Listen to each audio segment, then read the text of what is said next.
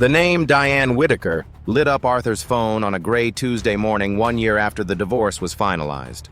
His ex-mother-in-law, the woman who had once treated him like a son. He almost didn't answer. "The back fence came down in the storm," she said, her voice as composed and elegant as he remembered. "I was hoping you could come fix it." The back fence came down in the storm. I was hoping you could come fix it. Arthur was about to say no. Then she said something that made his chest go still. "Finish the job and I'll compensate you properly." The morning Diane Whitaker called Arthur was on his knees in the bathroom trying to wrestle Lily's hair into something that resembled a ponytail. Lily was 5 years old and had opinions about everything: the color of her socks, the exact angle of her barrettes, whether her toast had been buttered enough. She sat still on the edge of the bathtub, watching her father's reflection in the mirror with the patient gravity only small children could manage. "Daddy," she said in the tone she used when a question had been sitting in her chest for a while. "Does Grandma Diane still remember me?" Arthur's hands went still against her hair. It wasn't a complicated question. Lily wasn't trying to hurt him. She was 5. She only knew that there had once been a woman who read to her for hours and smelled like lavender and always kept a tin of butter cookies on the second shelf of her kitchen cabinet. And that woman had simply stopped being part of their days without any explanation a child could understand. Arthur opened his mouth to answer. That was when his phone buzzed against the sink. He looked at the screen, looked away, looked back. Diane Whitaker. He finished Lily's ponytail before he answered, looped the hair tie twice, smoothed the flyaways with his palm the way Lily liked. Only then did he pick up the phone. Arthur was 34 years old. He ran site supervision for a mid-size construction firm, which meant he spent his days managing timelines, absorbing other people's problems, and making sure things that were supposed to hold together actually did. He was good at it. He was the kind of man who showed up on time, kept his word, and fixed what was broken without needing to be thanked for it. His ex-wife Lauren had called that quality boring. "Predictable," she'd said near the end. "Like living with someone who's already decided how everything is going to go." She had wanted spontaneity, she said. She had wanted a life that felt like something. 6 months after she left for Atlanta, the divorce was finalized. She didn't fight for custody. Arthur hadn't been surprised. What surprised him still even a year later was how completely Lauren had also disappeared from her own mother's life. Diane Whitaker was not a woman who invited pity. She was elegant in the way that came from decades of quiet discipline, the kind of woman who set the table properly even when she was eating alone, who sent handwritten notes instead of texts, who never let anyone see her off balance if she could help it. She lived alone in the house where Lauren had grown up, in a neighborhood of wide lawns and old oak trees, and she managed her solitude with the same composed efficiency she applied to everything else. But Arthur had always been able to see past the composure. Back when he and Lauren were still married, it was Diane who noticed when he was exhausted before Lauren did. Diane who saved the last piece of pie for him without being asked. Diane who sat with Lily for 3 hours one rainy afternoon reading the same picture book 11 times in a row without complaint while Arthur caught up on sleep in the next room. She had understood him quietly and without ceremony in the way his own wife never quite had. Which was why hearing her voice on the phone, measured, careful, stripped of anything that might sound like need, landed somewhere tender in his chest. "The back fence came down in the storm last week," she said. "A section by the garden gate. I've had 2 contractors come out, but neither of them could schedule anything before the end of next month." Arthur leaned against the bathroom door frame. Through the hallway, he could hear Lily pulling on her shoes, one thump, then another. "I know this is an unusual call," Diane continued, "and I understand if it's not something you're comfortable with." He should have said no. The word was right there, reasonable and clean. He was her daughter's ex-husband. There were boundaries that existed for good reasons. He knew that. Then she said, "Finish the job and I'll compensate you properly." It was such a strange thing to say, stiff and transactional, nothing like the woman he knew her to be. And yet somehow that stiffness told him more than warmth would have. Diane Whitaker did not ask for help easily. The formal language wasn't coldness, it was armor. She was building a wall around the request so that it wouldn't feel like vulnerability for either of them. Arthur thought about Lily's question still hanging unanswered in the bathroom air. Does Grandma Diane still remember me? I'll be there by noon, he said. He dropped Lily off at his neighbor Sandra's house. Sandra was a retired teacher 2 doors down who kept apple juice boxes in the refrigerator, specifically for Lily's visits, with a bag of goldfish crackers and a promise to be back before dinner. The drive to Diane's neighborhood took 22 minutes. It rained the whole way there, a slow, steady rain that made the oak trees along her street look like they were holding their breath. There are moments when the most honest thing a person can offer you isn't warmth. It's the careful effort they make to hold themselves together while asking for your help. When someone who is naturally gracious and self-contained suddenly reaches for formal transactional language, compensate you properly. Finish the job, they are not being cold, they are being frightened. The clinical words are a kind of scaffolding erected quickly so that the whole structure doesn't collapse before it's been said. In psychology, this is called a defense mechanism, not manipulation but self-protection. Diane was not trying to diminish Arthur with the language of a contractor invoice. She was trying to give him an exit, a way to say no without either of them having to name what she was really asking for. Learn to hear past the words. The real conversation is almost always happening one layer underneath. There's a version of strength that doesn't announce itself. It shows up in the small choices in the moment when someone gives you an easy reason to walk away and you choose not to take it. Not out of obligation, but because some connections once formed don't ask permission to matter. Don't be quick to turn away from someone whose words sound harder than they mean them to be. Sometimes the people most afraid of burdening others are the ones most worth showing up for. The fence section that had come down was about 12 feet of cedar planking along the back of the garden posts still standing, but the horizontal rails split clean through, probably from a tree branch that had since been cleared away. Arthur assessed it the way he assessed every job, walked the length of it, twice checked the post depth, made a list in his head of what he needed. Diane had already bought the lumber. It was stacked neatly beside the garage, which didn't surprise him at all. He worked through the late morning without interruption, the rain having thinned to a mist that hung low over the oak trees. The yard was exactly as he remembered the rose bushes along the south wall, the stone path that curved toward the back gate, the small iron table near the kitchen window where Diane had a habit of taking her morning coffee when the weather allowed. Everything tended, everything in its place. Around noon, the back door opened and Diane appeared carrying a tray. She had put together lunch without asking whether he wanted any. A sandwich, a cup of soup, a glass of iced tea. She set it on the iron table and said simply, "You should eat."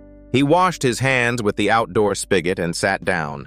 It was only when he lifted the sandwich that he noticed she'd remembered no heavy mustard, just a thin scrape on one side the way he'd always preferred it. She hadn't asked. She had simply known and done it the way she did most things, quietly, without drawing attention to the gesture. They ate without filling the silence with unnecessary words. That had always been one of the things Arthur appreciated about Diane. She didn't treat silence like a problem that needed solving. It was when she went back inside to refill his tea that he noticed the jacket. It was hanging on the iron hook beside the back door, a small yellow anorak, child-sized, with a hood trimmed in white. Lily's. She must have left it the last time they'd all been here together, the Christmas before the divorce. Arthur had no memory of it being missing. Lily had simply outgrown it sometime between then and now. Diane came back out with the picture and saw where his gaze had gone. She didn't explain it. She set the picture down, reached over and folded the jacket carefully over the back of the empty chair beside her, deliberate, unhurried, as if she were setting a place at the table for someone who wasn't there yet. Arthur didn't say anything. Neither did she. But something shifted in the air between them the way pressure shifts before a storm, quiet and total. He finished the fence by early afternoon. The new rails were solid, the cedar still pale and raw-looking against the weathered posts. He'd seal it on another visit if there was another visit. He hadn't thought that far. Diane came to look at it when he called her out. She ran a hand along one of the new planks and nodded slowly the way someone nods when a thing has been done right, and they want to acknowledge it without making a production of it. Then she went inside and came back with an envelope. "This should cover materials and your time," she said, holding it out to him. Arthur didn't take it. "Keep it." "Arthur-chan, Diane." He said it gently, but with enough weight to stop her. "Keep it." She stood there holding the envelope, and he could see the conflict moving behind her eyes, the desire to maintain the formal terms she'd set on the phone to keep the whole afternoon transactional and therefore safe. He understood it. He'd understood it from the moment she said "compensate you properly" in that careful, clipped voice. After a moment, she lowered the envelope to her side. "I don't know how to repay your kindness any other way." Her voice had lost some of its composure, not much, just enough to be noticeable. "I'm not very good at simply accepting things." "I know," Arthur said. Their eyes met, and something passed between them that neither one of them named. It wasn't dramatic. It was the opposite of dramatic. It was the quiet recognition of two people who had, without ever intending to, understood each other for years. They were back at the iron table, finishing the last of the afternoon coffee when Diane's phone rang. She glanced at the screen. Something in her posture adjusted almost imperceptibly, but Arthur caught it. "It's Lauren," she said. She answered and put the phone to her ear. Arthur made a move to give her privacy, pushing back his chair, but Diane shook her head slightly. He stayed. "Hi, sweetheart," Diane said into the phone. Her voice was warm but measured. Diane explained that she'd had some fence repair done after the storm. There was a beat of quiet on the other end. Then Lauren's voice came through the speaker, not the words, but the tone of them, sharp and climbing, and Diane instinctively lowered the phone a few inches. Arthur could hear it clearly then. "Is someone there with you?" "Who is that in the background?" Diane answered honestly. She didn't perform the response or soften it. "Arthur came to fix the fence. We're having coffee." The silence that followed lasted exactly long enough to become its own statement. "That's Mom. Are you serious?" Lauren's voice was unguarded now, all pretense of a normal phone call gone. "You called your daughter's ex-husband to come play handyman. What is he, your charity project?" "Lauren, he likes that role, doesn't he?" Lauren continued, and there was a particular cruelty in how casually she said it. "The dependable one. The good one. Let him come fix things for you, he'll love it. He's very good at making himself useful to people who feel sorry for him." Diane set her coffee cup down on the table. When she spoke, her voice had gone very still. "Lauren, you threw away a good man. That was your choice to make, and I have never once told you otherwise." She wasn't raising her voice. She didn't need to. "But I will not allow you to diminish him in this house. Not to me, and not to him." There was a sharp intake of breath on the other end of the line. Then the call disconnected. Diane set the phone face down on the table. She looked out at the fence, at the clean, new rails Arthur had spent the morning building, and kept her eyes there for a long moment. "She's not wrong about everything," Arthur said eventually. "I do like being useful." Diane looked at him then, and something almost like a smile moved at the corner of her mouth. There's a difference between being useful and being used. Lauren never learned to tell them apart. It was the most honest thing she had ever said to him about her own daughter. He understood it took something out of her to say it. What followed wasn't a conversation so much as a gradual unburdening. They stayed at the iron table while the afternoon light shifted and the mist in the trees finally cleared. Arthur talked about Lily, about the strange math of single parenthood, how some mornings he sat in the truck in the school parking lot for 5 minutes after drop-off just to exist in silence before the day started. Diane listened in the way she had always listened, completely without rushing toward a response. Then she said, "This house has been so quiet since that last Christmas. I spent most of my life wanting a little peace and quiet." She looked down at her coffee cup. "But this kind is different. It has a shape to it. A particular shape." Arthur knew exactly what she meant. The shape of an absence. "I miss her," Diane continued, and it took him a second to realize she meant Lily, not Lauren. "I know she's not mine to miss in that way anymore, but I do." He was about to answer when the sound came from the back gate. the specific clatter of the old latch being worked from the outside. Lauren had called from her car already 3 blocks away, already on her way over. That was the detail Arthur only understood later. She had been driving when she called, using the phone call to buy time while she closed the distance. By the time Diane had hung up, Lauren was already turning onto the street. She came through the gate first, moving with the energy of someone who had been working herself up during the drive. Behind her was a man Arthur hadn't met, tall, easy-looking, in the kind of clothes that suggested he spent money without thinking about it. Riley. He hung back near the gate with his hands in his pockets and the careful neutrality of someone who already sensed he'd walked into something. Lauren's gaze went from her mother to Arthur and back again. She took in the coffee cups, the tray, the folded yellow jacket on the empty chair. Her expression moved through several things at once. "So this is what's happening," she said. "Lauren." Diane's voice carried a warning. "No, I'm just trying to understand." Lauren's voice had that high, airless quality it got when she was frightened and covering it with anger. "My mother is sitting in the backyard having coffee with my ex-husband, and I'm supposed to just—" "You're supposed to be an adult," Diane said quietly. "He's using you." Lauren's hand was shaking slightly as she pointed toward Arthur. "Or you're using him. I don't even know which is worse. You're lonely, Mom. Everyone can see it. And he shows up with his toolbox and his dependable routine, and you're acting like he's... Stop!" Diane stood up from the table. She wasn't tall, but she had a stillness about her that made people stop. "Stop talking right now. I have a right to be concerned about my own mother." You have not been concerned about your mother in quite some time," Diane said. "What you are right now is threatened, and I understand that. But I will not let you stand in my garden and question a good man's character because it makes you feel better about your own choices." Lauren stared at her mother. Then she turned to Arthur, and what she said next was quieter but somehow worse, controlled, deliberate. "You know this is pathetic. Whatever you think this is, whatever she thinks this is."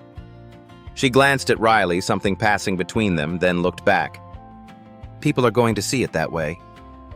She walked back through the gate. Riley followed without looking at either of them. The gate swung shut with a sound like a period at the end of a sentence. Arthur and Diane stood in the yard in the silence that came after. The fence he had spent the day building was solid behind them, pale cedar against the darkening trees. What he felt was the specific weight of something real being dragged through something ugly, the way you feel when a private truth gets turned into a public accusation and you can't defend it without making it worse. There is a particular kind of person who, when they encounter happiness they were not invited to share, will call it shameful. They dress this up as moral concern. They use the language of protection, protecting you, protecting others, protecting some social order they themselves have never honored. But what they are actually doing is far simpler. They are refusing to look at their own life by pointing very loudly at yours. When someone tries to make you feel small for choosing kindness, for showing up, for refusing to disappear, hold that choice. Hold it the way you'd hold something you know is true, because it is. And understand this, the person doing the accusing is usually the one most afraid of being seen clearly. Judgment aimed outward is almost always grief aimed inward. When a person cannot protect what they have, they often try to dismantle what others are building. Don't let them. You are not required to shrink yourself to make someone else comfortable with the choices they've already made. After Lauren's car pulled away from the curb, the neighborhood went back to its ordinary late afternoon quiet. Somewhere down the street, a sprinkler was running. A dog was barking at something it would never catch. Diane stood in the middle of her garden with her arms crossed at her waist, not defiantly, but in the way of someone trying to hold themselves together from the outside in. Arthur watched her face go through something private and difficult. Then her eyes filled, and she turned away from him. "You should go," she said. Her voice had gone thin at the edges. "Diane, please." She kept her back to him. One hand came up and pressed briefly against her mouth. "I'm sorry. I'm sorry you were here for that. I'm sorry this was a mistake, all of it. I shouldn't have called you." "That's not true, Arthur." She turned back and her eyes were wet, but her chin was steady. That particular combination, tears she couldn't stop and a spine she refused to drop, was one of the most honest things he had ever seen on a person's face. Go home to your daughter. Whatever today was, it cannot become something that follows you. I won't allow that. I won't be the reason your life gets smaller or harder or more complicated. He understood what she was doing. He understood it clearly, which was exactly what made it so difficult to honor. But he also understood that pushing back in that moment, insisting, arguing, trying to fix it with words the way he'd fixed the fence with his hands, would only take something from her that she needed to keep. So Arthur picked up his toolbox. He walked back through the house and out to his truck. He sat behind the wheel for a moment looking at the rain-darkened street, and then he drove to Sandra's house to pick up his daughter. The weeks that followed had a strange, muffled quality, like hearing music through a wall. The sounds were right, but something essential wasn't coming through. Arthur's days moved in their familiar rhythm. The job site at 7 calls and walkthroughs, and the endless small negotiations that kept a construction project from coming apart at the seams. He picked Lily up at 3:15. He made dinner. He read to her before bed the same rotation of books she had partially memorized but still wanted read aloud, and every night she fell asleep with one arm thrown over the edge of the mattress and her mouth slightly open. He was fine. He went through all the right motions and did all the right things, and he was fine. But some evenings after Lily was asleep, he'd sit at the kitchen table with his phone face up in front of him, and he would think about typing a message. Something small and unloaded, just a check-in, just a word. His thumb would move toward the screen, and then he'd set the phone back down and go to bed. One Saturday morning, Lily found him at the living room window looking out at the empty street. "Daddy?" She tugged the hem of his shirt. "Why do you keep looking out the window?" Arthur looked down at her. She was watching him with those careful 5-year-old eyes that missed nothing and asked about everything directly without cruelty, because she didn't yet know that some questions were supposed to be left unasked. "Just thinking," he said. "About what?" He crouched down to her level. "About someone I hope is doing okay." Lily considered this with the seriousness she brought to all important matters. "Maybe you should call them," she said. Then she went back to her cereal, satisfied that she had solved it. Across town in the house with the new cedar fence, Diane was doing what she had always done in difficult seasons. She kept the house. She watered the roses. She answered her emails. She met her friend Carol for lunch on Thursdays, and when Carol asked how she was doing, she said she was fine, and Carol, being a good friend, didn't push, but left the door open with a look that said, "Whenever you're ready." The fence was visible from the kitchen window. Every morning when she stood at the counter with her coffee, she could see it. The pale new rails, still not yet sealed, standing straight and solid in the line of older weathered posts. She found herself looking at it more than she expected to. There is a particular kind of loneliness she was learning that has nothing to do with being alone. She had been alone for years. She had made her peace with the empty chair across the breakfast table the evenings without anyone else's sounds filling the house, the bed that was entirely her own. That kind of alone had a shape she knew how to live inside. This was different. This was the specific weight of knowing exactly who you wanted to call and not calling. It was not the absence of people in general. It was the absence of one particular person and the small girl who had once fallen asleep on her couch with a picture book over her face. Diane sat with that distinction for a long time before she trusted herself to do anything about it. Lauren, meanwhile, was doing what she did best moving forward. She and Riley spent a weekend in Savannah, then drove up to see friends in Charlotte. The days were full and fast and bright at the surface. Riley was good-looking and easy to be with and never demanded anything that was hard to give. One morning, she woke up with a head cold, the ordinary kind, just enough to make her feel wretched, and lay in bed waiting for someone to notice. Riley was in the other room. He didn't check on her for 2 hours. When he finally came in, it was to ask if she wanted to go out for breakfast. She stared at the ceiling for a moment after he left to get ready. She thought unexpectedly about a winter 3 years ago when she'd had the flu, and Arthur had taken Lily to Sandra's and come back and sat on the edge of the bed and said nothing, just handed her soup and put a cool cloth on her forehead and stayed. He hadn't made a production of it. He'd just done it because that was what you did for someone when they felt terrible.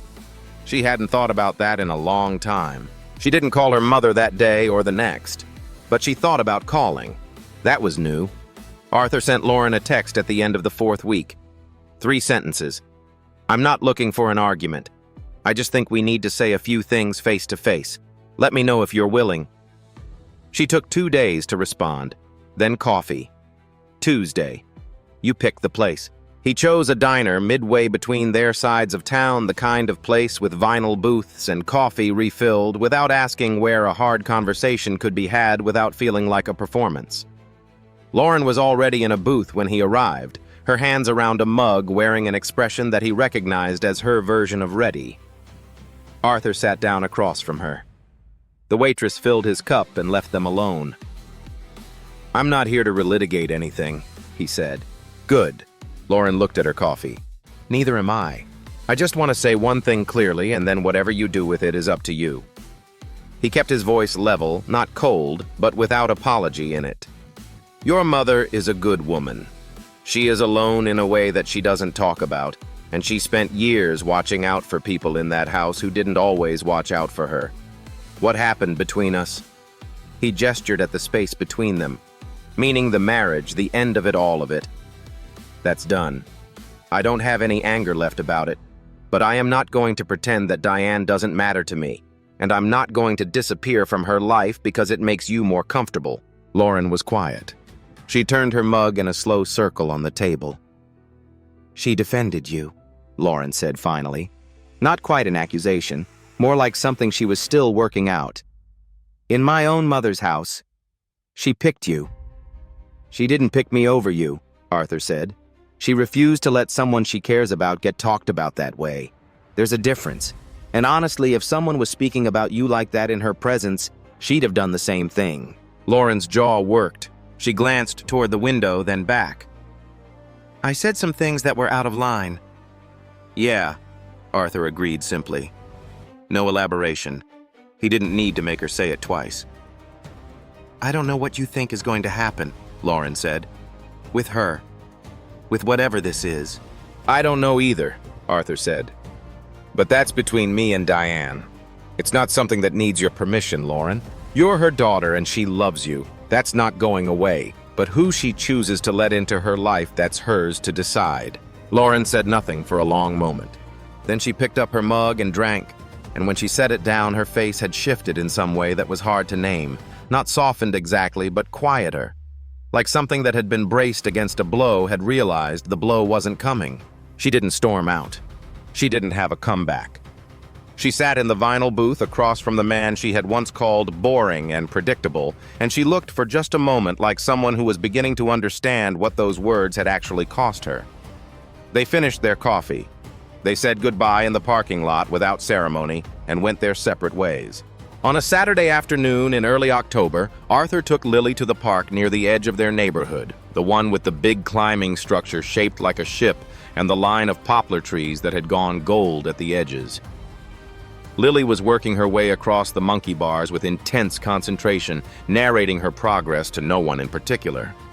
Arthur was sitting on a bench nearby when he became aware of someone standing at the entrance to the park. Diane was dressed simply a light jacket, her hair down. She was looking toward the climbing structure and she hadn't seen him yet. She had seen Lily. He watched her face in that unguarded moment before she knew she was being observed. What was on it was not complicated. It was just love, the plain, uncomplicated kind that doesn't know how to be anything else. Lily made it across the monkey bars, dropped to the ground, and turned around to find her father for her next challenge. Her gaze swept the park and landed on the woman standing at the entrance. The 5-year-old's face went absolutely still for 1 second. Then she ran. "Grandma Diane!" The name came out at full 5-year-old volume, and Lily crossed the distance between them at a dead sprint, arms already open, entirely unconcerned with anything that had passed between the adults in her life. Diane went down to her knees on the pathway before Lily reached her, and she caught the girl and held her, and her shoulders rose and fell once with something she let herself feel and then got hold of. Arthur walked over slowly. He stopped a few feet away. Diane looked up at him from where she was still kneeling, her arms around Lily, who was already telling her something important about the monkey bars. Her eyes were bright. I wasn't sure you'd still come to this park, she said. We're here every Saturday, Arthur said. She held his gaze. I know. She had known, and she had come anyway, and that was its own kind of answer to a question neither of them had said out loud. Arthur reached out his hand. She looked at it for a moment, then took it, and he helped her to her feet. He didn't let go right away. I have one thing to say, he told her, and then I think we can figure out the rest as we go. She waited. The only proper compensation you could give me, Arthur said, is to let me look out for you, going forward. That's all I want. Diane looked at him, really looked at him in the way she had always looked at things that mattered steadily and without flinching. Then she squeezed his hand once and let out a breath that had been held for a long time. Lily, already bored with the grown-ups, grabbed Diane's other hand and pulled. Come see the ship, she commanded. It's really big. Diane let herself be pulled. Arthur walked beside them. He didn't move fast. That was the nature of the man he was. He built things to last, which meant he built them carefully. He found a small house 2.5 miles from Diane's on a street with older trees and a quiet that reminded him of her neighborhood without being too close. He wanted to give her space. He wanted to give them both the room to let something real develop without the pressure of the world watching them sort it out. They took their time. They had dinners. They took Lily to the farmer's market on Sunday mornings. Diane taught Lily to make biscuits from scratch, and Lily declared herself a professional and attempted to charge Arthur per biscuit, a negotiation tactic that suggested she had perhaps inherited something of her grandmother's sense of a fair transaction. The neighborhood talked. Arthur's co-workers raised eyebrows. Someone who knew Lauren apparently passed along what they'd seen because Lauren sent her mother a brief text that was terse but not unkind. Diane responded. The conversation was short, but it was a conversation, and that was how most repairs began. The world slowly adjusted. 2 years after the fence came down in the storm, Diane's backyard held a small wedding. There were perhaps 30 people, close friends, a few colleagues, and Sandra, Arthur's neighbor, who had kept Lily on more rainy Tuesdays than either of them could count, and who cried through the entire ceremony with the complete absence of self-consciousness that comes from genuinely meaning it. The ceremony itself was simple, an officiant, 2 people facing each other. Some words that meant what they said. The cedar fence stood at the back of the yard, now painted white solid against the old posts. If you knew the story, you could look at it and see the whole thing. The phone call, the rain, the lunch, the jacket folded over the empty chair. The afternoon that became something larger than either of them had planned. Lauren was there. She stood near the rose bushes in a blue dress, a little apart from the main group, in the way of someone who had come not quite sure of her welcome and was still deciding where she fit. Riley was not with her. Arthur had heard through the quiet relay of shared acquaintance that they had ended things some months prior. When Diane came out of the back door in a simple ivory dress, Arthur's breath caught the way it always did. Not because of spectacle, but because of the specific gravity of her, the way she moved through the world like she'd earned every inch of it. Lily walked beside her in a yellow dress, holding a small bunch of wildflowers, with the concentrated seriousness of someone who understood this was important. She had chosen the yellow herself. During the ceremony, Arthur glanced once toward the rose bushes. Lauren was watching her mother. Her arms were crossed in a way that was self-contained rather than defensive. And when Diane laughed at something the officiant said, a real laugh, unguarded, the kind that rearranged her whole face, Lauren's expression changed. The thing that had been held tightly in it let go quietly without announcement. She didn't come up to them right away afterward. She found Arthur first near the drinks table while Diane was surrounded by well-wishers. She looks happy, Lauren said. She is, Arthur said. Lauren nodded slowly. She looked at Lily, who was chasing something across the lawn in her yellow dress with the focused intensity she brought to everything. Take care of them, Lauren said. Not a request exactly, more like something she was releasing, handing over to someone she had finally decided she could trust with it. That's the plan, Arthur said. Lauren picked up a glass of sparkling water. She didn't say anything else, and neither did he, and they stood there for a moment in the specific peace of two people who had finally stopped standing in each other's way. Later, after the cake was cut, and the guests had thinned and Lily had fallen asleep in Sandra's arms in a garden chair with one yellow shoe dangling off her foot, Arthur stood at the edge of the yard and looked up at the sky going dark above the oak trees. The white fence caught the last of the light. He thought about what it had taken to build something solid, how it required the right materials. Yes, but also patience and the willingness to show up even when the weather was bad, and the understanding that some structures take time before they're ready to bear any real weight. He had spent his whole adult life being reliable, being present, building things that held. Lauren had called that boring, and maybe to her it was. But the man standing in that backyard had always understood something she hadn't, that the quiet, steady kind of love, the kind that shows up on a rainy Tuesday and stays, the kind that remembers how you take your sandwich, the kind that folds a small yellow jacket over a chair because it can't bear to put it away, was not the absence of passion. It was what passion looked like when it grew up. The life that lasts is rarely the loudest one. It is built the way all good things are built, slowly, with care, from materials strong enough to weather what's coming. You will not always recognize it when it's being offered. It may arrive wearing work boots and carrying a toolbox on a gray Tuesday morning. It may speak in the language of showing up, of remembering, of staying. Don't mistake its quietness for smallness. Happiness that endures is not the kind without cracks. It is the kind where you find someone willing to sit with you in the broken places and help you figure out what to do next.